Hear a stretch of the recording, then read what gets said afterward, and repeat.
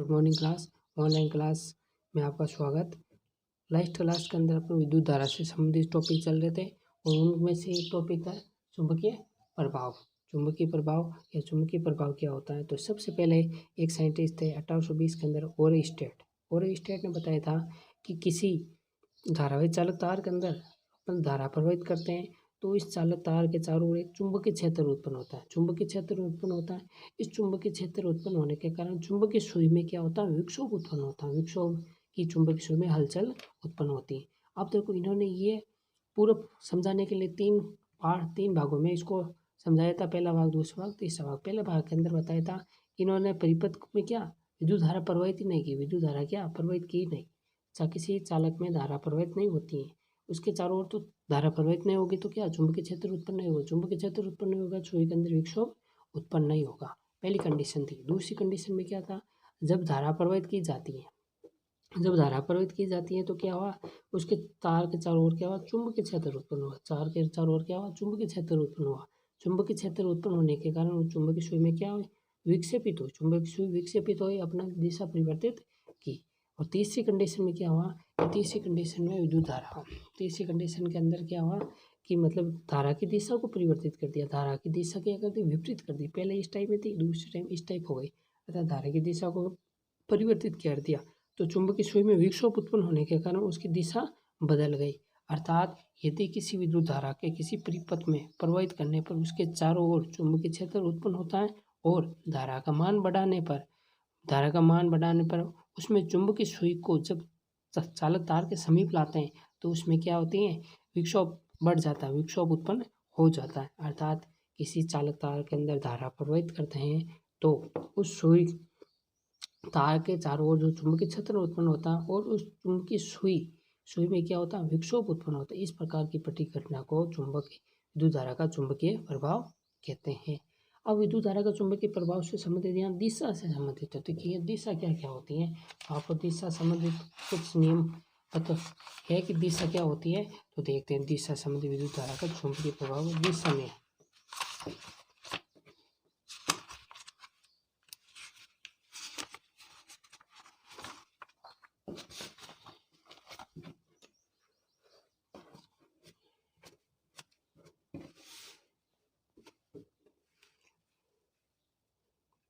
अगला टॉपिक है चुंबकीय दिशा। अब चुंबकीय दिशा क्या होती है?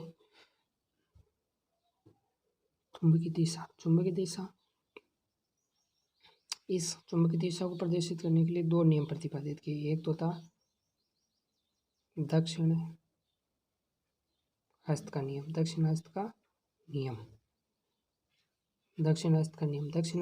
क्या था? यानी कि राइट हैंड इन्होंने बताया था किसी, ये अपना कोई हाथ है, मतलब ये धारावाही चालक तार है, धारावाही चालक तार। इस धारावाही चालक तार को दाहिने हाथ से इस प्रकार पकड़े, जैसे ये दाहिने हाथ से अपना हाथ है, इसमें क्या होता है? ये तो अंगूठा और ये आपकी अंगुलियां प्रदर्शित कर देते हैं कि दाहिने हाथ, ये अपना हाथ है। किसी धारावाही चालक तार को इस प्रकार पकड़ें कि ये अंगूठा तो विद्युत धारा की दिशा को प्रदर्शित करता है, और ये मुड़ी हुई अंगुलियां चुंबकीय क्षेत्र को उत्पन्न करती हैं, चुंबकीय क्षेत्र को प्रदर्शित करती है। अर्थात इन्होंने बताया था कि किसी धारावाही चालक तार के अंदर दाहिने हाथ से इस प्रकार पकड़ें कि अंगूठा तो विद्युत धारा को प्रदर्शित करे या दिशा को प्रदर्शित करे और मुड़ी हुई अंगुलियां चुंबकीय क्षेत्र को प्रदर्शित करती है। इसी दक्षिण हस्त का नियम कहते हैं। दूसरा नियम था दक्षिणावर्त पेच नियम।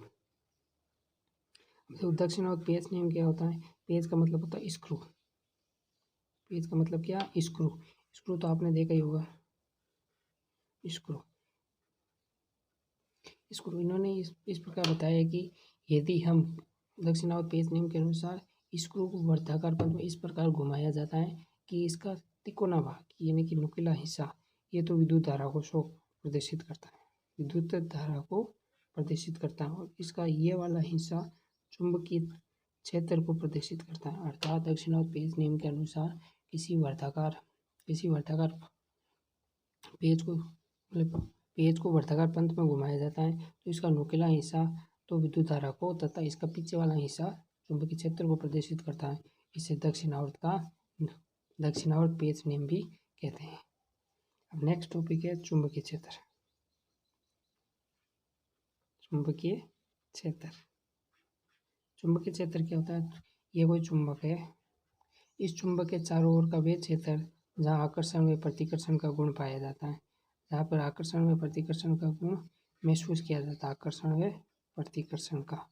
जैसे किसी चुंबक के चारों ओर का वे क्षेत्र, किसी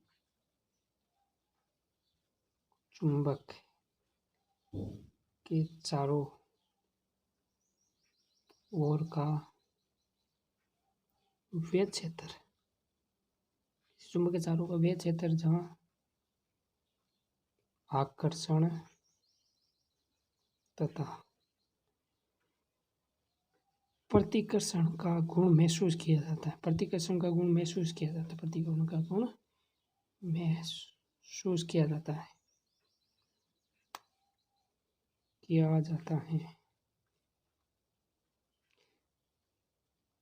इस क्षेत्र को चुंबकीय क्षेत्र कहते हैं। चुंबकीय क्षेत्र कहते हैं। देखो ये चुंबक है, ये चुंबक N और S, इस चुंबक के चारों ओर जो क्षेत्र उत्पन्न होता है, ये क्षेत्र है ना, जहाँ आकर्षण और प्रतिकर्षण, यानी कि लोहे की कोई वस्तु लाई जाती है तो इसका आसानी से चिपक जाती है या दूर चली जाती है, आकर्षण प्रतिकर्षण का गुण पाया जाता है, उसे चुंबक का चुंबकीय क्षेत्र कहते हैं। अब देखो ये चुंबक है NS, एक प्रकार की चुंबक है। अब चुंबक के कितने सिरे होते हैं? तो पहला है कि चुंबक के 2 सिरे होते हैं, एक तो सिरा होता है उत्तरी सिरा, यानी N को बोल उत्तरी यानी नॉर्थ सिरा, दूसरा होता है साउथ यानी कि दक्षिणी सिरा, नॉर्थ साउथ, 2 सिरे होते हैं, पहली कंडीशन 2 सिरे होते हैं। और दूसरा गुण क्या होता है? दूसरा गुण होता है कि चुंबक हमेशा स्वतंत्र पुक लटकाने पर N और S दिशा में ही लटकेगी। पहला गुण था कि इसके 2 सिरे होते हैं, दूसरा गुण होता है कि यदि चुंबक को स्वतंत्रता पूर्वक लटकाया जाता है तो N और S सिरे के अंदर ही वो लटकती हैं। तीसरा कि चुंबक, ये कोई चुंबक है, इस चुंबक के जितने भी टुकड़े किए जाते हैं, प्रत्येक टुकड़ा क्या होगा? एक नई चुंबक की तरह काम करेगा, प्रत्येक टुकड़ा नई चुंबक की तरह काम करेगा। ये चुंबक के गुण पाए जाते हैं चुंबकीय क्षेत्र। और ये चुंबक से संबंधित कुछ निम्न प्रकार के 3 गुण थे। पहला गुण था कि चुंबक के 2 सिरे होते हैं, एक तो नॉर्थ, दूसरा साउथ। और फिर है चुंबक को हमेशा स्वतंत्रता पूर्वक लटकाने पर चुंबक हमेशा नॉर्थ एंड साउथ दिशा में ही लटकती हैं। और तीसरा है चुंबक का जितने टुकड़े करेंगे, प्रत्येक टुकड़ा एक चुंबक की भांति व्यवहार करेगा, अर्थात इस प्रत्येक टुकड़े के अंदर किसका गुण पाया जाता है?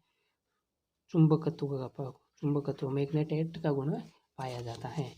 ये अगला नेक्स्ट टॉपिक था। और ये अगला टॉपिक अपना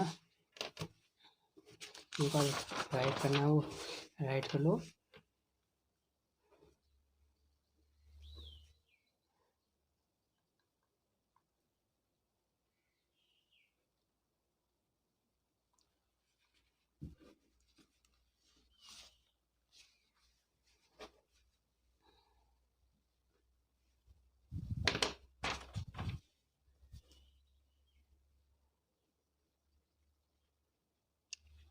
चुंबकीय रेखा।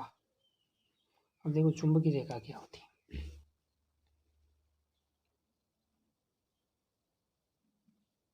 चुंबकीय रेखा क्या होती है? जैसे ये चुंबक है, इस चुंबक के चारों ओर क्या होगा? चुंबकीय क्षेत्र उत्पन्न होगा। इस चुंबकीय क्षेत्र को काल्पनिक रेखा द्वारा प्रदर्शित करना, ये चुंबकीय क्षेत्र है, उस चुंबकीय क्षेत्र को क्या काल्पनिक रेखा द्वारा प्रदर्शित करना, मतलब ये ऐसी इस प्रकार की रेखा है और इन रेखाओं को काल्पनिक रेखा द्वारा प्रदर्शित करना ही क्या कहलाता है? चुंबकीय रेखा कहलाती है। तो इसकी परिभाषा क्या हो जाती है कि किसी चुंबकीय क्षेत्र में किसी चुंबकीय क्षेत्र को काल्पनिक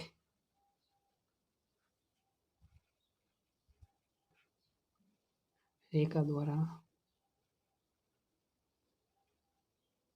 प्रदर्शित करना, अर्थात चुंबक के चारों ओर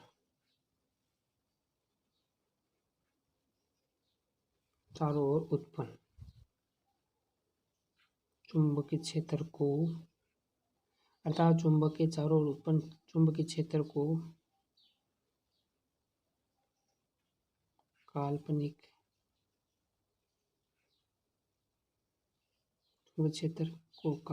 रेखा द्वारा प्रदर्शित किया जाता है। रेखा द्वारा प्रदर्शित किया जाता है। और इन रेखाओं को क्या कहते हैं? ये रेखा होती है जो क्या कहलाती है? चुंबकीय रेखा कहलाती है। चुंबकीय रेखा कहलाती है। अब देखो इन चुंबकीय रेखा का गुण क्या होते हैं। तो इन चुंबकीय रेखा के कुछ गुण है, तो वो गुण देखते हैं। पहला गुण क्या होता है कि ये चुंबकीय रेखा, पहला गुण होता है चुंबकीय रेखा नॉर्थ से निकलती है, मतलब एन भाग से निकलती है, नॉर्थ से, वह रेखा नॉर्थ से निकलती तथा साउथ में प्रवेश करती है। साउथ में क्या करती है? वो प्रवेश करती है, साउथ में प्रवेश करती है। दूसरा, ये रेखा एक दूसरे को कभी नहीं काटती। ये रेखा एक दूसरे को कभी नहीं काटती है, एक दूसरे को कभी नहीं काटती है। तीसरा, ये रेखा एक दूसरे को कभी नहीं काटती है। तीसरा,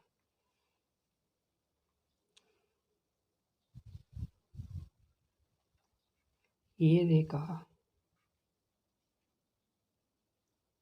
जहाँ सघन होती है, सघन होती है मतलब क्या? जहाँ ये रेखा एक बहुत ज़्यादा दिखाई देती है, जैसे एन और एस पे ज़्यादा दिखाई देती है, पास पास होती है। ये रेखा जहाँ सघन होती है, अर्थात वे क्षेत्र ज़्यादा चुंबकीय गुण रखता है, वे गुण ज़्यादा चुंबकीय गुण रखता है। कौन कौन से? तो एन व एस सिरा। कौन कौन सा सिरा है? तो एन व एस सिरा क्या होता है? चुंबकीय गुण ज़्यादा रखती है। ये हो गई आपकी चुंबकीय रेखाएं, अर्थात चुंबकीय क्षेत्र को काल्पनिक रेखा द्वारा प्रदर्शित करना चुंबकीय रेखा कहलाता है। अब लास्ट टॉपिक है आपका चुंबकीय फ्लक्स। चुंबकीय फ्लक्स, देखो चुंबकीय फ्लक्स क्या होता है। तो चुंबकीय फ्लक्स क्या होता है? ये आपका ये चुंबक है और इसके चारों ओर ये काल्पनिक रेखा है।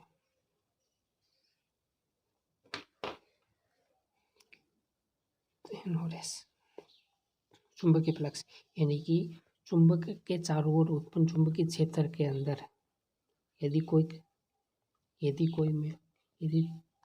पृष्ठ रख दिया जाता है और इससे निकलने वाली चुंबकीय रेखाएं इस पृष्ठ से गुजरती हैं, तो इन चुंबकीय रेखाओं की संख्या ही क्या कहलाती है? चुंबकीय फ्लक्स कहलाती है। तो इसकी परिभाषा हो जाती है कॉमनली। इसकी परिभाषा क्या है कि किसी चुंबकीय क्षेत्र में किसी चुंबकीय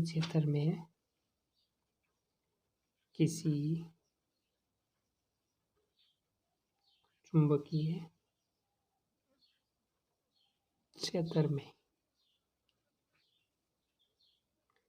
रखे पृष्ठ से गुजरने वाली चुंबकीय बल रेखाओं की संख्या चुंबकीय